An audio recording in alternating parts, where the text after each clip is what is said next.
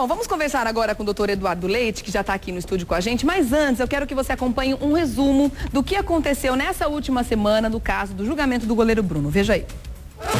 Na última segunda-feira, dia 19 de novembro, o goleiro Bruno e mais 4 pessoas começaram a ser julgadas em Contagem, região metropolitana de Belo Horizonte, pelo desaparecimento e morte de Elisa Samúdio. Após uma semana de júri, o saldo é: 2 advogados abandonaram o tribunal, 1 foi destituído e 3 julgamentos adiados. Dos 5 réus que começaram o júri popular, apenas 2 seguiram no julgamento: Macarrão, amigo de Bruno, e Fernanda, namorada do goleiro na época dos fatos. Macarrão pegou 15 anos de prisão, pena mínima por homicídio qualificado em razão de sua confissão.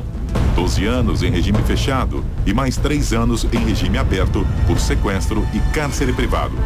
Ele foi absolvido da acusação de ocultação de cadáver. Fernanda foi culpada por 2 crimes de sequestro e cárcere privado de Elisa Samúdio e de seu filho Bruninho, condenada a pena de 2 anos e 3 anos, respectivamente, ambas em regime aberto. Bruno, a sua ex-mulher, Daiane Rodrigues, e o ex-policial Marcos Aparecido dos Santos, o Bola, tiveram o júri desmembrado pela juíza Marixa e serão julgados em 2013. É interessante a gente rever o que aconteceu na última semana, até porque a gente vai, tentar especular sobre os próximos passos, porque agora foram definidas as penas. E eu quero até comentar esse assunto também com o doutor Eduardo Leite, que já está aqui no estúdio. Seja bem-vindo. Bom dia. Ótima semana para você. É sempre uma satisfação estar com você aqui. Obrigada pela presença, viu? Eu que agradeço, viu, o convite. E aí, o que você achou dessa semana? Faz um balanço pra gente, inclusive comente sobre os anos aos quais foram condenados aí os 2 únicos réus que conseguiram chegar até o final da semana sendo julgados, porque outros 3 se livraram dessa primeira fase aí, que foram justamente o Macarrão e a Fernanda Gomes.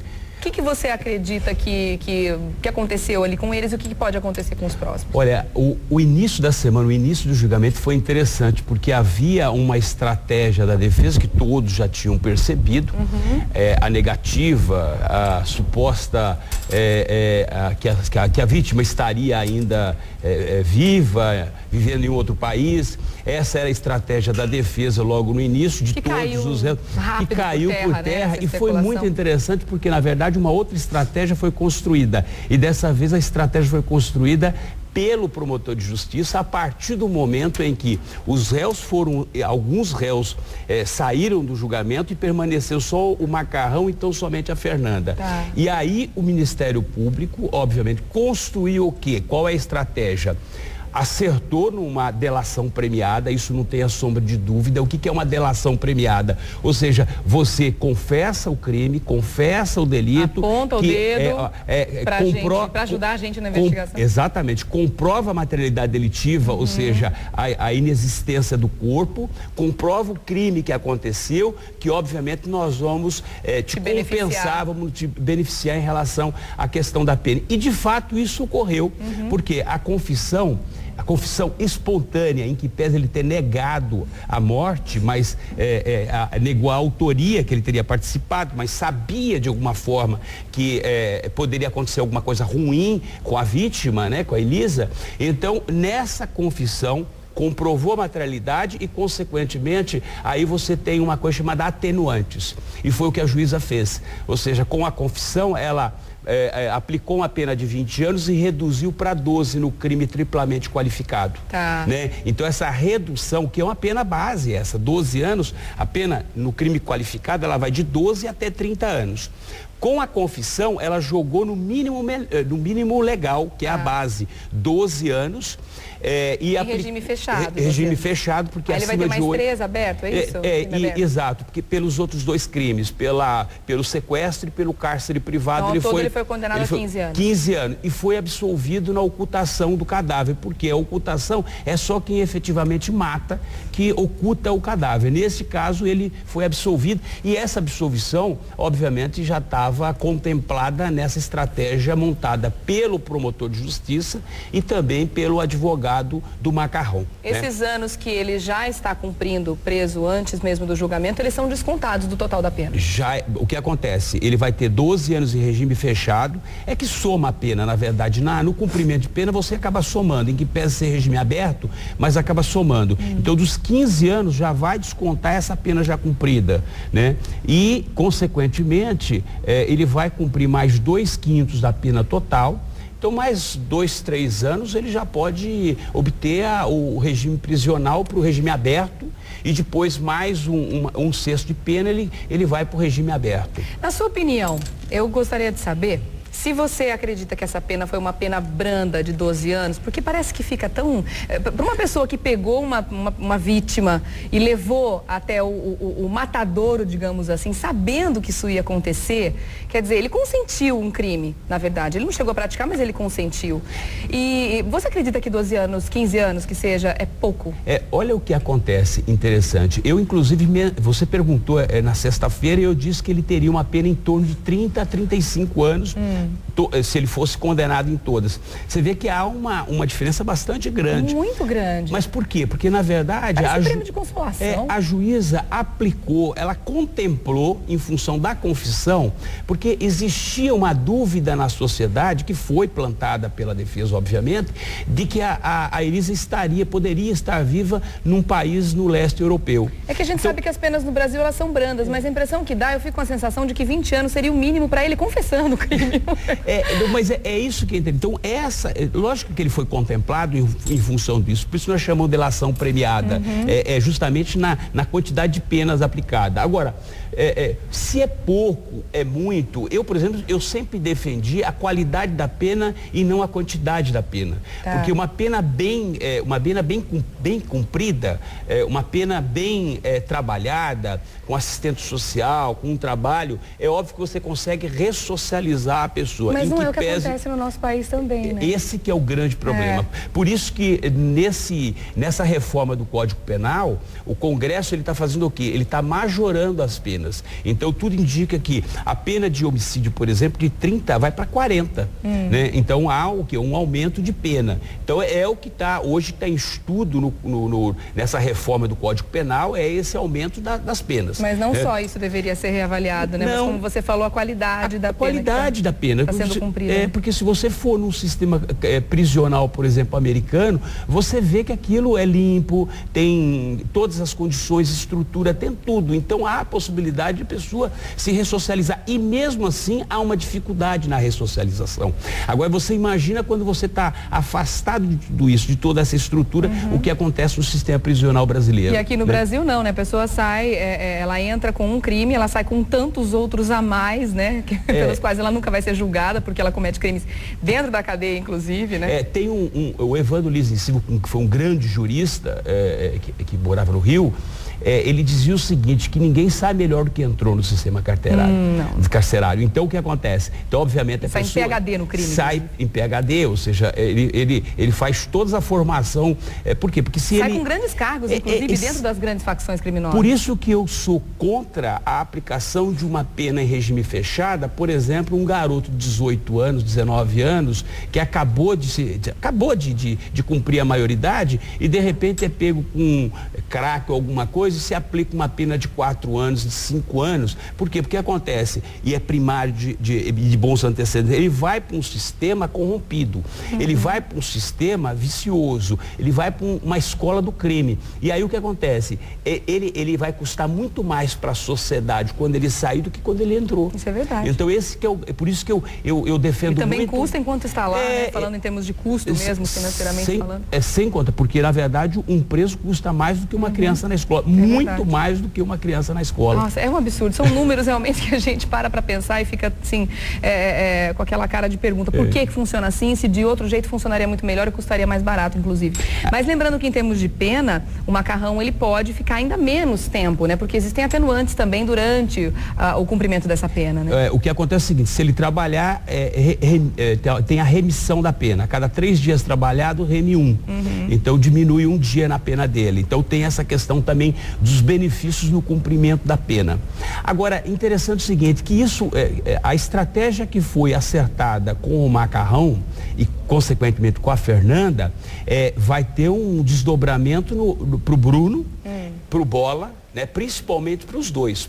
Por quê? Porque, na verdade, o promotor já declarou de que a pena inicial do Bruno tem que começar nos 20 anos. Automaticamente eles já estão culpados, mesmo sem ser julgados, né? Se culpou o Macarrão pela morte dela, quer dizer que houve morte, ponto. É uma consequência. Agora, a pena, certamente, a partir do Bruno... Tudo indica isso. O Bruno e o Bola certamente vão ter uma pena acima de 30 anos, porque vão majorar as penas. Isso não tem a sombra de dúvida, porque isso já foi uma estratégia já estabelecida. E quem foi beneficiada também, consequentemente, foi a Fernanda, que teve o quê? 5 anos de pena, 3 mais 2, que somado, mas em regime aberto nos dois. Entretanto, na soma das penas, você tem o regime semiaberto. Ou seja, ela é recolhida à noite e durante o dia ela sai do sistema. Mas tem que aguardar vaga, porque nós não temos vaga do regime semiaberto no Brasil. Então há uma série de implicações. E ela vai precisar esperar toda a conclusão de todo o julgamento para começar a cumprir essa pena, exatamente. Né? Olha, essa delação premiada, ela está tão configurada, em que pese não ter sido veiculada, e estou aqui anunciando porque foi exatamente isso, com a declaração que o promotor já deu. No dia de hoje, dizer o seguinte, que ele não vai recorrer da pena. Se ele não vai recorrer da pena é porque ele está satisfeito, porque já estava acertado essa pena. Essa pena junto com a juíza, com o advogado e, obviamente, com o promotor. Então, ele já disse que não vai recorrer. E, consequentemente, para a defesa também. Se ele confessou, a defesa também não recorre da pena, mesmo porque ele já está em regime fechado, já está preso e vai cumprir a pena. E a questão da Fernanda, provavelmente a advogada vai recorrer da pena até em decorrência do regime semiaberto já declarado pelo promotor, que é o que ele quer. E ela foi imposta um regime aberto. Então, o panorama do caso do julgamento é exatamente desse sentido, ou seja, as coisas já ficaram bem claras, ou seja, não há mais nada subjetivo, há uma objetividade plena hoje em relação à situação do julgamento.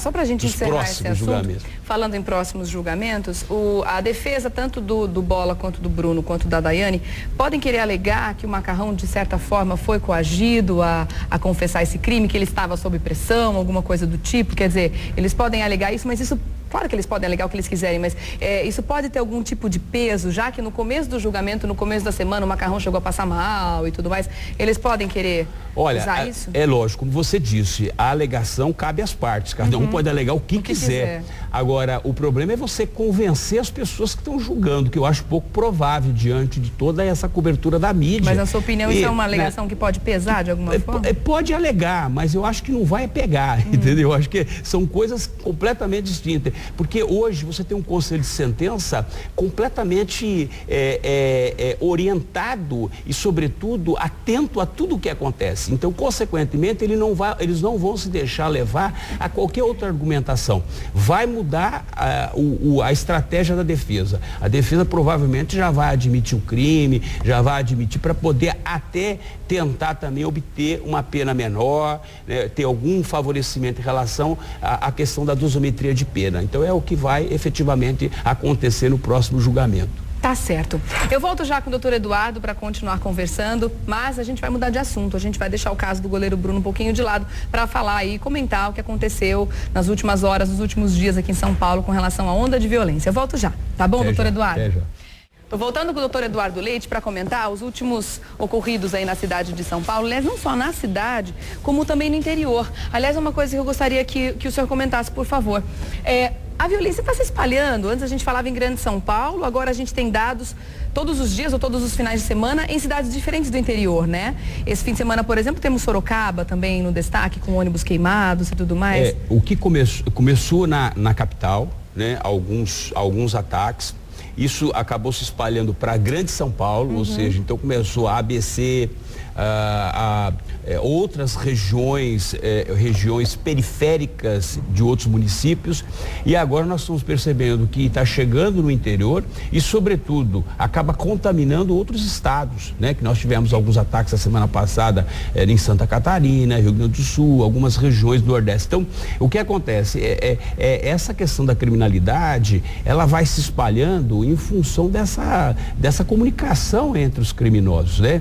Rio de Janeiro, ou seja, esses comandos todos desses crimes, desses criminosos que tem lá uma organização, acaba passando as informações e contaminando os demais. Então, nós tivemos um início com ataques a policiais, passamos para civis, e agora nós percebemos que os civis é a bola da vez, né? Os civis passaram, porque todos os ataques que tiveram esse final de semana praticamente foram focados quase todos em civis. São Bernardo, que estavam na porta de um bar, por exemplo. São Bernardo, você teve nós tivemos 2 ataques a civis, né? Tivemos pessoas encapuzadas, inclusive. Então isso já demonstra a pretensão de que efetivamente é a eliminação, porque é uma característica, porque quem quer matar o outro, matar qualquer pessoa, obviamente acaba tentando um disfarce. Então, pessoas agindo de moto, né? Ou seja, então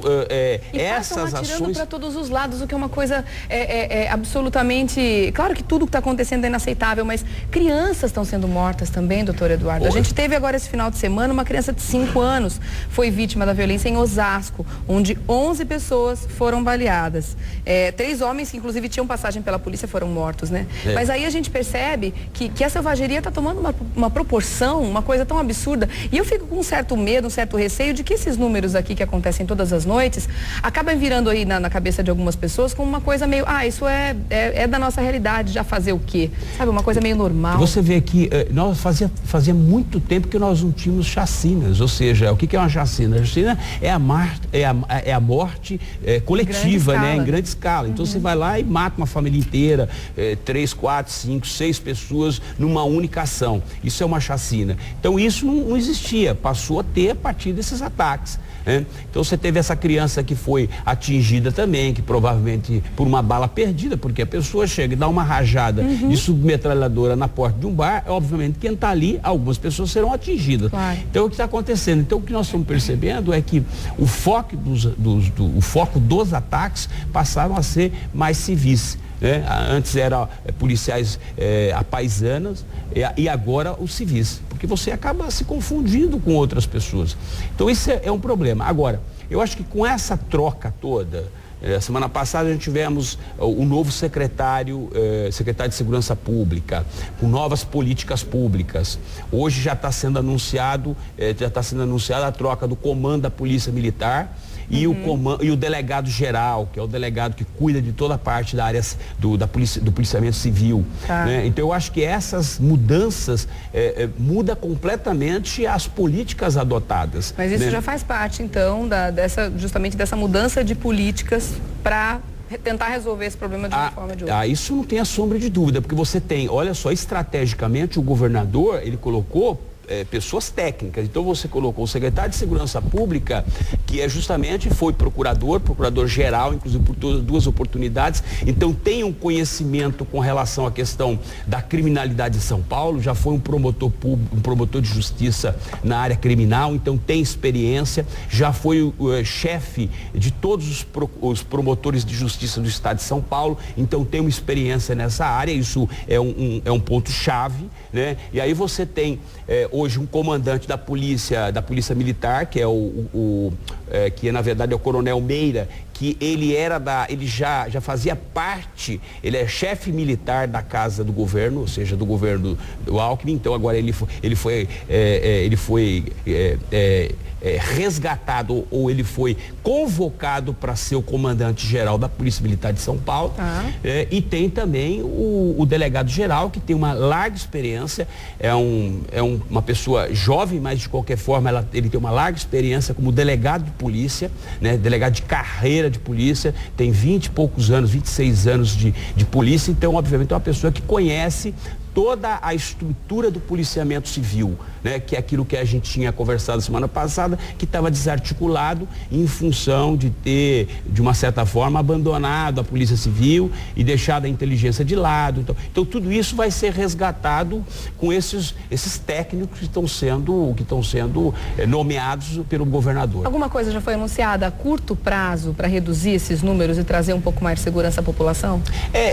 Não foi anunciado ainda quais são as políticas, mesmo porque isso costuma ser de forma sigilosa, tá? Ou seja, qual é a estratégia que vai ser utilizada. Mas certamente essa já está sendo desenhada, até pelos três, o comandante, né? O novo comandante da Polícia Militar, o novo delegado e o novo secretário. Então, obviamente, já estão criando uma estratégia de ação para conter essa criminalidade. E já estão falando também até nos meios de comunicação, inclusive uma grande empresa de comunicação fez aí um balanço de tudo o que aconteceu nesses últimos meses aí com relação a essa onda de violência e percebeu algumas coincidências com relação a datas, a hora de crime e a locais próximos. E aí está se falando sobre grupos de extermínio, inclusive grupos esses que incluem policiais, eliminando essas pessoas. São as chamadas... As autoridades já admitiram isso ou não? Não admitiram. Na verdade, nunca se admite os grupos de milícias, né? Ou seja, milícias que são grupos de extermínios que vão lá e matam marginais, matam criminosos, até para poder conter a criminalidade. Entretanto, isso não foi admitido. Eu acho, nós tivemos uma época lá atrás, né, que nós tínhamos, que era o Esquadrão da Morte, mas que eu acho que hoje, na verdade, o trabalho é um outro, né, é um trabalho de inteligência e, obviamente, as milícias, fica fácil de você identificar se de fato isso aconteceu.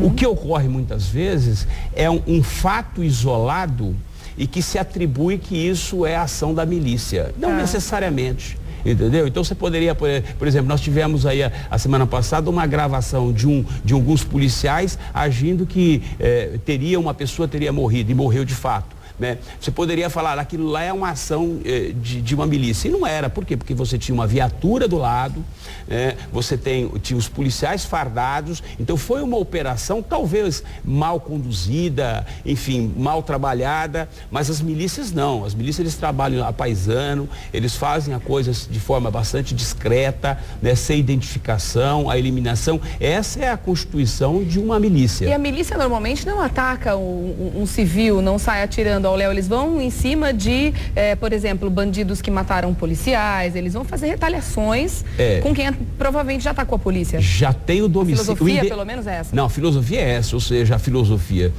o trabalho a estratégia deles é essa, ou seja, você já tem o endereço certo, já tem as pessoas certas a serem eliminadas. Não costumam efetivamente matar pessoas civis inocentes, enfim. Mas isso não é uma ação legal, não é uma ação, obviamente, que está autorizada pela polícia, de forma alguma. Deus. É uma ação no paralelo e que é um crime, marginal, que é um crime que tem que ser punido com o rigor da lei e daí por diante. Tá certo. Bom, então a gente continua esperando, né, para concluir esse assunto da violência em São Paulo, a gente continua esperando que novas políticas realmente aconteçam e que elas sejam suficientes para segurar essa onda de violência, porque pelo que a gente está vendo aqui, parece que não tem mais para onde crescer. Como a gente falou agora, chegou-se ao ponto de começaram algumas chacinas, né, que ainda não estava acontecendo, eram casos isolados. Então agora, para onde vai, né? Qual o próximo passo? Para onde vai essa onda de violência? A gente fica se perguntando e morrendo de medo, né? Como sempre. A gente viu até uma pesquisa que saiu no jornal de hoje, no Destaque, como o Laerte mesmo fez esse comentário aqui, que 9 entre 10 paulistanos têm medo de sair à noite de casa. Então o medo está tomando conta, né? Mas é o objetivo maior do crime organizado, é criar o temor, entendeu? E que a polícia, o que o governo tem que fazer é exatamente tirar essa sensação de medo da sociedade. Então eu acho que isso vai acontecer a curto e médio prazo, isso vai ocorrer, com certeza. A gente continua torcendo, né? Uma super torcida, aliás. Bom, vamos mudar de assunto. Vamos falar a respeito da operação Porto Seguro, porque a gente pode dizer na linguagem clara do que o brasileiro entende bem, que a casa está caindo. caindo para muita gente aí, né? Como sempre, né? Gente importante, inclusive, pessoas que eram o braço direito aí. A gente tem até a Rosemary Novoa de Noronha, que ela foi indiciada nessa sexta-feira, já foi afastada aí, que era chefe de gabinete da Presidência da República, e ela foi nomeada justamente pelo presidente Lula. Ela tinha um cargo de importância, de grande importância no PT, foi trazida aí para o governo, né, durante a vigência do Lula na presidência, e a pedido do próprio presidente, ela continuou agora no comando de Dilma Rousseff, da presidente Dilma Rousseff. E eu ouvi até uma declaração que ele deu, não sei se foi esse final de semana ou agora nessa manhã, que ele se sentiu apunhalado pelas costas quando descobriu que ela estava envolvida nesse escândalo todo, assim como ele também declarou que foi apunhalado pelas costas também quando ele descobriu quando foram comprovadas todas as falcatruas aí do caso do Mensalão, pessoas também que eram consideradas braço direito, homens fortes do Partido dos Trabalhadores e também do governo. Quer dizer, tem bastante gente grande caindo aí, né? O que acontece é o seguinte, a Rose, como é conhecida dentro do gabinete da presidência, a Rose, na verdade, ela tem um histórico, porque antes dela ser nomeada no gabinete do Lula, do ex-presidente Lula, como chefe de gabinete, ela trabalhou durante 12 anos para o Zé Dirceu. Ah, também. Então, ela tem uma escola boa. Para o chefe da quadrilha, como disseram, do Mensalão. Né? Então ela trabalhou 12 anos para o José Dirceu, e depois ela foi nomeada para o gabinete da presidência da República. Deram um destaque, o ex-presidente deu um destaque da função dela, e ela permaneceu como chefe de gabinete da Dilma, né, da presidente Dilma, a pedido do ex-presidente Lula. E aí começa a aparecer aquilo que efetivamente ela vinha, pelo menos supostamente, aquela que ela vinha fazendo, ou seja, o tráfico de influência, né? Que é a ação mais fácil daqueles que estão investidos na função pública, porque há de se mencionar que no artigo 37 da Constituição, que regula a atuação do funcionário público, ele tem que agir com legalidade, tem que cumprir todas as leis, ele tem que agir com legitimidade, ou seja, aquilo que efetivamente for feito tem que ser uma necessidade da sociedade, ele tem que agir com eficiência, ele tem que agir com moralidade, né? Ou seja, com publicidade. Então, impessoalidade não pode beneficiar uma pessoa e sim toda uma sociedade. Teoricamente, isso funciona muito bem. O que está lá na lei, ou seja, está contemplado na lei. Todos aqueles que estão investidos na função pública têm que cumprir todos esses requisitos necessários. Agora, aí você começa a perceber que não praticam a legalidade, descumprem a lei de forma pessoal e não impessoal, de forma imoral e não moral, de forma ineficiente e não eficiente, como diz, né? E a publicidade, obviamente, que eles procuram sempre esconder. Então, eles descumprem tudo aquilo que está contemplado na lei, que diz que tem que um funcionário público tem que cumprir. Então, aí o que acontece? Quando se descobre, se instaura um procedimento policial e também uma sindicância para apurar. E é o que aconteceu. Ou seja, ela já foi afastada, por quê? Porque foi acusada de fazer o tráfico de influência, pareceres fraudulentos e daí por diante. Isso é o que ela está respondendo, né? Então, e ela é uma das pessoas, né, do primeiro escalão que caiu. Agora tem o outro também que caiu, que é o subprocurador, né, que na verdade é o advogado geral adjunto, que é o segundo homem dentro da escala da Advocacia Geral da União, que também caiu, que foi nomeado há 11 dias atrás para um outro cargo público. No dia 12 de novembro ele foi nomeado e agora, 11 dias depois, aparece um escândalo. Ele envolvido num escândalo também de pareceres fraudulentos. Então, por aí menos nesse novo cargo não deu tempo dele fazer muita coisa. Exatamente, ou seja, mas ele estava na condição, saiu hoje, foi publicado hoje no Diário Oficial, a exoneração de sete funcionários de alto escalão. Resolveu afastar todo mundo, independente de provar da culpabilidade ou não, isso vai ser investigado depois, né? Ela exonerou demitiu, demitiu do serviço público e afastou aqueles que havia alguma suspeita. Então você tem 7 exonerados que saiu hoje no Diário Oficial e alguns outros que também foram afastados dos seus cargos, ou seja, estão afastados, não estão na função pública, estão licenciados até que o inquérito policial possa efetivamente dar um resultado, que isso está sendo investigado pela Polícia Federal, que é a âmbito federal, então obviamente é a Polícia Federal que está trabalhando na investigação desse caso. É que eu fico me perguntando como é que pode tanta coisa acontecendo em volta, né? No caso, o Lula dando essa declaração agora de manhã, que ele foi apunhalado pelas costas e tudo mais, tanta coisa acontecendo em volta, é mensalão, é tráfico de influência, e ele era a única pessoa, personagem central, principal ali, que não sabia de nada, quer dizer, a gente fica parando para pensar, mas como é que pode, né? É o único que não sabe absolutamente nada durante esse tempo. Né? Mas às vezes as pessoas realmente, ou elas não sabem, ou elas não querem saber. Pois é, talvez neste caso do Lula, ele não sabe porque ele não queria saber, não interessava, porque realmente a estrutura do Estado, do governo federal, ela é muito grande, assim como a estrutura do governo estadual e as prefeituras. O que acontece? Quando você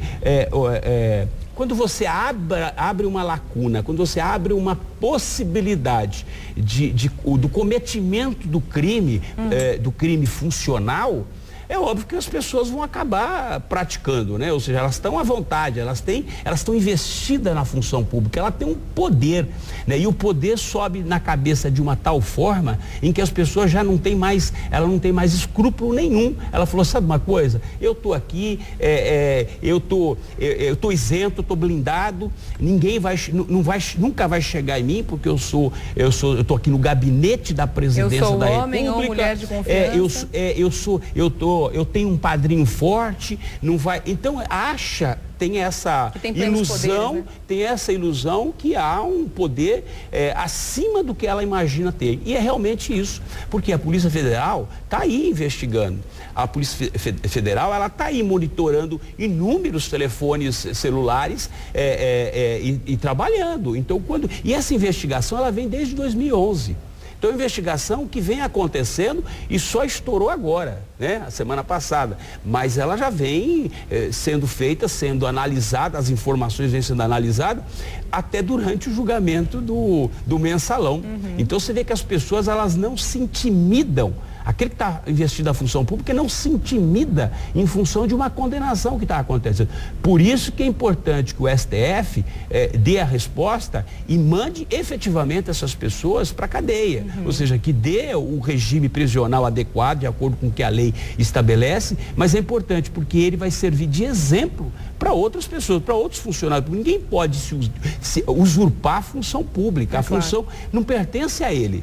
Ele é um veículo, né? De um esquema de corrupção é uma coisa tão absurda, tão escancarada. Essas pessoas que estão roubando o dinheiro público, elas estão fazendo um mal tão grande para tanta gente, tão grande ou até maior do que esses todos que a gente está falando aqui, desses casos de violência, porque isso é tudo a consequência do que a gente está vendo aí. Mas, como a gente já comentou aqui, nós não temos aí grandes exemplos, né, de pessoas que têm ali um caráter ou um currículo, uma coisa ilibada, uma coisa muito pura, muito inocente, para a gente conseguir se espelhar e ser cada vez mais e cada vez melhores no nosso dia a dia enquanto cidadãos e tudo mais. Então tá faltando exemplo mesmo, né? Olha, só para você ter uma ideia, cada dinheiro, cada real que é desviado do serviço público, por exemplo, para saneamento básico, nessas áreas no Nordeste, no Norte do país, que são áreas mais complicadas, você imagina a quantidade de crianças que morrem em função da falta de saneamento. Por isso que eu digo, eles matam em cadeia. Né? Então, enquanto eles estão aí criticando que morre um aqui, outro ali, a morte pela corrupção é em cadeia, é em massa. Inclusive agora uma prefeita de uma cidade, se eu não me engano, do Rio Grande do Norte, eu não me lembro o nome dela agora, está afastada, né? Tem aí umas suspeitas de corrupção, que os gastos mensais dessa prefeita, eles superam os ganhos anuais. Então você consegue imaginar de onde vem esse dinheiro? Não vai muito.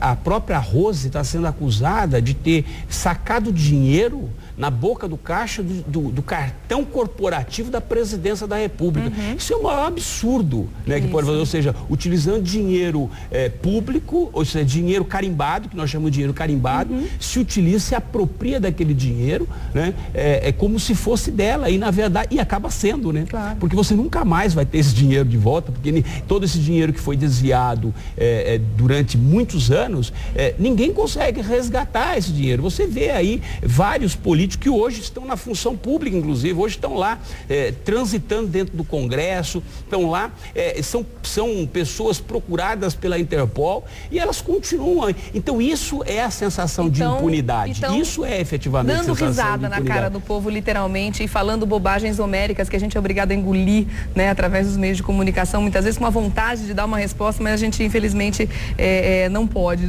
como gostaria, né? Aliás, a gente tem que se segurar muito aqui, né, doutor Eduardo? Muito. Se a gente pudesse falar tudo que a gente se nós pudéssemos falar tudo aquilo que nós sentimos, né, o que a alma queria, que gostaria de falar, se pudéssemos pra sentir falar, a alma lavada, né, literalmente. O problema é que, na verdade, nós vamos acabar tendo um processo para nós, pessoal, e não vai resolver nada. Não vai resolver absolutamente nada, vai continuar. Então a gente procura sempre trabalhar dentro de uma isenção total, né? Mas fazendo as pessoas pararem para pensar também. Lógico, que é importante. É isso, nós temos informações e a gente procura o quê?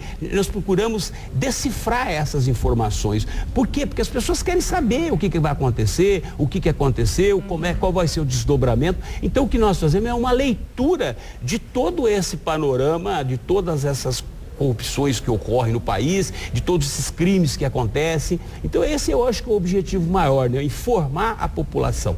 E é interessante, falando em parar para pensar, né, que a gente pare para pensar também nessas nomeações que são feitas, assim, dos cargos de confiança, que não colocam pessoas técnicas em cada pasta para resolver questões que, claro, cada uma delas pede, e sim pessoas que são agraciadas, né, muitas vezes, com cargos públicos, e aí o Senado acaba aprovando, né, e desaprovando só de acordo com as conveniências. Por exemplo, um foi barrado agora há pouco tempo, né, nessas indicações que a Dilma fez agora, mas era porque tinha ali uma picuinha para ser paga. Quer dizer, isso também a gente tem que parar para pensar.